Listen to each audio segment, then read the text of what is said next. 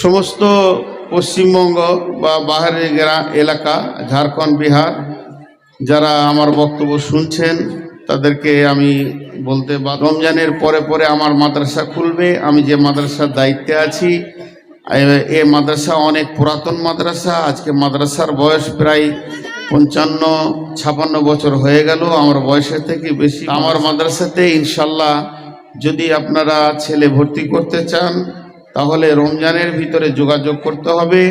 আমি 3টে নাম্বার আপনাদেরকে দিয়ে দিব, নাম্বারগুলো আপনারা ফেসবুক থেকে পেয়েও যাবেন, ইউটিউব থেকে। ছেলে ভর্তি করার ব্যাপারে আমি আপনাদেরকে যেটা বলতে চাইছি সেটা হচ্ছে গার্জেনকে সক্রিয় হতে হবে।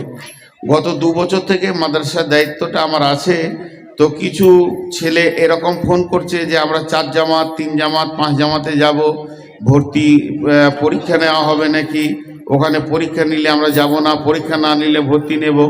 তো আপনারা ছেলেদেরকে মাদ্রাসায় পড়াচ্ছেন কিন্তু ভালো গার্জেন হতে পারছেন না।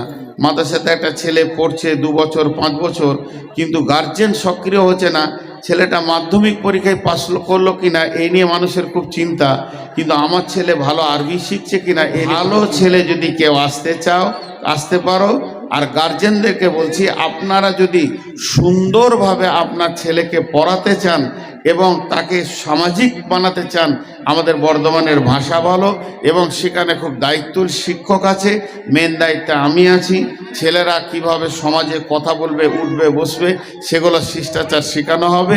বিদায় আপনাদেরকে সকলকে দাওয়াত দিচ্ছি, আপনারা আমার মাদ্রাসার 3টে নাম্বার পেয়ে যাবেন, এই নাম্বারে ফোন করে যোগাযোগ করবেন। আসসালামু আলাইকুম রহমতুল্লাহি ওয়া বারাকাতুহু।